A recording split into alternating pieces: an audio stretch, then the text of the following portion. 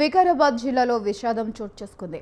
ప్రేమించిన వ్యక్తి మోసం చేశాడని ఓ యువతి రైలు కింద పడి ఆత్మహత్య చేసుకున్న ఘటన వికారాబాద్లోని కొత్తగడి వద్ద చోటు చేసుకుంది. వికారాబాద్ మండలం మైలారదేవపల్లికి చెందిన సీతారామ నవాబుపేట మండలం ఎక్మాడికి చెందిన మాణిక్యంను గత 2 ఏళ్లుగా ప్రేమిస్తుంది. గత 2 సంవత్సరాల క్రితం వికారాబాద్లోని కోచింగ్ సెంటర్లో ఇద్దరికి పరిచయం ఏర్పడి ప్రేమగా మారింది. దీంతో ఇటీవల మాణిక్యం ముఖం చాటేయడంతో సీతారామమ్మ తీవ్ర మనస్తాపానికి గురైంది. మాణిక్యం చేసిన మోసం భరించలేక చాలా ఆవేదన చెంది తోటి స్నేహితులకు ఫోన్ చేసి తన బాధను పంచుకుంది. ఆత్మహత్యకు 2 గంటలకు ముందు కూడా మాణిక్యం ఇంటికి వెళ్లి పెళ్లి చేసుకోమని రిక్వెస్ట్ చేసింది. అయినా మాణిక్యం తన ప్రేమను తిరస్కరించడంతో సీతారామ వికారాబాద్ నుంచి కొత్తగడి వరకు ఆటోలో వెళ్ళింది. అనంతరం రైలు కోసం ఎదురు చూసి ఆకస్మికంగా ఆత్మహత్య చేసుకుందని పోలీసులు చెబుతున్నారు. ఈ ఘటనపై రైల్వే పోలీసులు కేసు నమోదు చేసి దర్యాప్తు చేపట్టారు.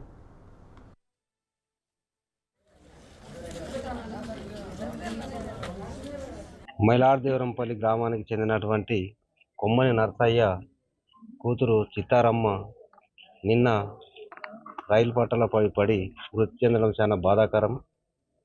ప్రేమ పెళ్లిళ్లతోని సమస్యలు మగపిల్లల బారిన పడి 2025 ఇప్పుడు కూడా ఇన్ని చట్టాలు సవరణ చేసినా, ఇన్ని చట్టాలున్నా, ఇన్ని సెక్షన్లు పెట్టినా, ఇన్ని కేసులు పెట్టినా అన్ని కేసులు కన్నీరే గారుస్తున్నాయి.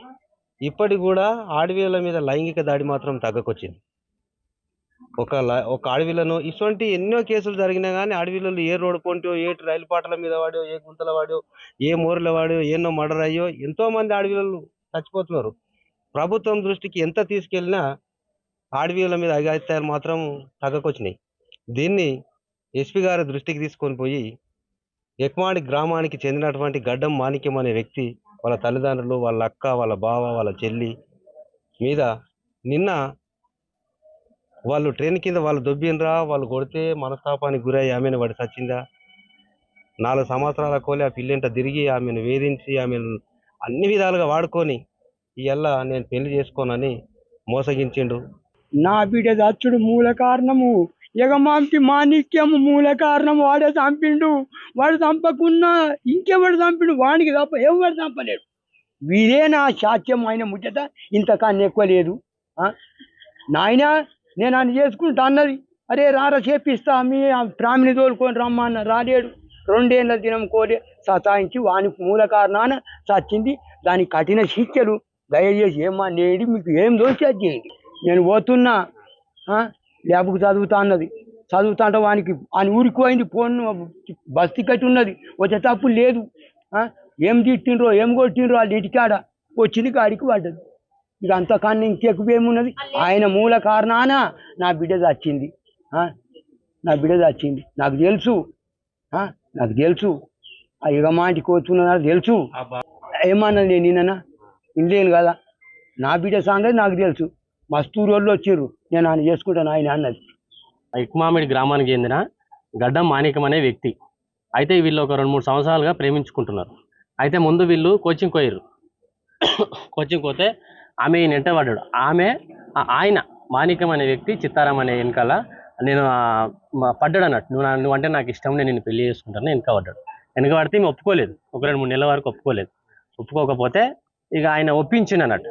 ఒప్పించి కాలు మోగుతా ఏలు మోగుతా అని చెప్పేసి నాకు జాబ్ వస్తే నేను పెళ్లి చేసుకుంటానని చెప్పిండు. అయితే సరే అంటే నేను ఒప్పుకున్నది, చేసుకుంటాను కదా అంటే ఒప్పుకున్నాను. ఒప్పుకున్న తర్వాత ఒక సంవత్సరం తర్వాత ఆయనకు జాబ్ వచ్చింది. కాంట్రాక్టు టీచర్ జాబ్ వచ్చింది. వచ్చిన తర్వాత ఇక జాబ్ వచ్చింది కదా, చేసుకుంటావా అంటారంటే నేను మా అమ్మ వద్దంటుంది, మా నాయన వద్దంటుంది, మా చెల్లెలు వద్దంటున్నట్టు బొంకింటి 2 రోజులు. అయితే 2 సంవత్సరాలు అయిపోయింది. 2 సంవత్సరాలు అయిపోయిన తర్వాత ఈమె అడుగుతుంది, ఏమా అంటే ఫోన్ మాట్లాడ బంద్ లేడు, ఆమెతో తిరుగుడు బంద్ లేడు. ఇక నిన్న పోయింది. నిన్న చెప్పకుండా రెగ్యులర్గా కాంపిటీషన్ ఎగ్జామ్కు ఆమె ప్రిపేర్ అవుతున్నారు. ఇక నిన్న వికారాబాద్ పోయింది. వికారాబాద్ నుంచి ఆమె ఎక్మామిడికి పోయిందంట. ఎక్మామిడికి పోతే వాళ్ళ ఇంటికి పోయింది. వాళ్ళ ఇంటికి పోయిందని వాళ్ళ ఫ్రెండ్స్ కూడా ఫోన్ చేసి చెప్పింది నేను పోతున్నట్టు అని. వాళ్ళ ఇంటికి పోయిన తర్వాత వాళ్ళ ఫ్యామిలీ అక్క, బావ, తమ్ముడు, చెల్లెలు అందరు ఉన్నారట. అమ్మ నాయన కూడా వాళ్ళందరూ తిట్టిరట బాగానే. ఈ మాణిక్యం అంటాడు కూడా ఉన్నాడంట. వాడు కూడా ఏం అనలేడంట. అప్పుడు దాకా అందరు కలిసి తిట్టిర్రు. తిట్టిన తర్వాత ఇక ఆమె ఏడ్చుకుంటూ వచ్చి వాళ్ళ ఫ్రెండ్కి ఫోన్ చేసింది. ఫోన్ చేసి మాట్లాడి ఇక వాళ్ళందరూ నన్ను తిట్టిర్రు అంటే ఆమె వాళ్ళ ఇంటికి పోకముందు ఫ్రెండ్స్కి ఫోన్ చేసింది నేను పోతున్నట్రా అని.